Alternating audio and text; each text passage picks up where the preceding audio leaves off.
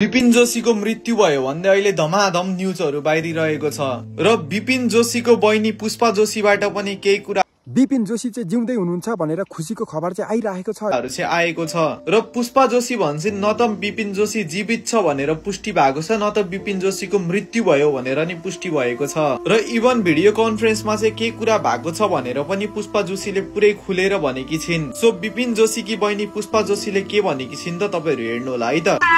Fake news हो अनि अहिले चाहिँ 20 जनालाई छोड्नु भएको छ दादा त्यसमा नाम छ नि दादाको दादा चाहिँ अननोन कन्डिसनमा छ अहिले उसको डेथ पनि कन्सिडर भएको छैन उसको डेथ पनि कन्सिडर भएको छैन रहेछ हामी कसरी ऊ डेथ भएको छ भनेर भन्न सक्छौँ। यो आइटिएफले विपिन जोशीको सिचुएसन अननोन छ अहिलेसम्म उसको डेथ पनि कन्सिडर भएको छैन भनेर भनेको हो।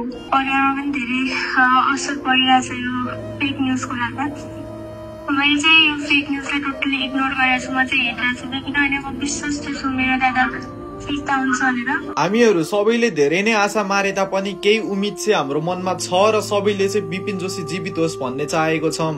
सबैजना चाहिँ कनेक्ट भएर बस्नु होला र के अपडेट आउन साथ म तपाईलाई अपडेट गर्छु र प्रिभियस भिडियोहरु पनि चेक आउट गर्नु होला है त। विपिन जोशी चाहिँ जिउँदै हुनुहुन्छ भनेर खुशीको खबर चाहिँ आइरहेको छ हैन। अनि यो कुरा चाहिँ साँचो हो कि हैन हामीलाई पनि थाहा छैन तर कतिपय न्यूज चाहिँ त्यस्तो आइरहेछ। विपिन जोशी चाहिँ केही भएको छैन त्यहाँ जुन मान्छे मरेको थियो त्यो चाहिँ अरु देशकै अरु नै मान्छे हो विपिन जोशीलाई अहिले केही भएको छैन भनेर भनिरहेछन्।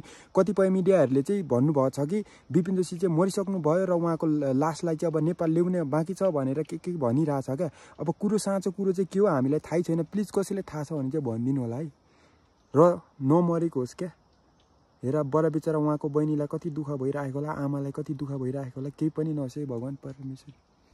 विपिन जोशी चाहिँ जिउँदै छन् अरे अनि भनेर चाहिँ भनिरहेछ अहिले चाहिँ हैन। अनि कतिपयले चाहिँ मरिसक्यो विपिन जोशीको अब लास चाहिँ नेपाल ल्याउन बाँकी छ भनेर चाहिँ समाचार पनि सबैले हालिरहेको थियो तर कतिपय मिडियामा चाहिँ फेरि भनिरहेछ कि समाचार पनि आइरहेछ विपिन जोशीलाई चाहिँ केही भएको छैन त्यहाँकोले त्यो जुन मरेको मान्छे थियो तिनीहरू चाहिँ अरु नै मान्छे हो भनेर यस्तो यस्तो भनिरहेछ। कुरो चाहिँ साँचो के हो केही बुझ्नै सकेको छैन क्या। हाम्रो नेपालको सरकार पनि कस्तो अलिकति त्यसमा अब फोकस होस् न यार। झन् नयाँ सुशीला कार्की ल्याइने केही हुनेवाला छैन त। कोही त पहिले केपी ओली हुँदा त बरुले कुरा गरेको थियो नि अहिले कसैले कुरा गरेछ।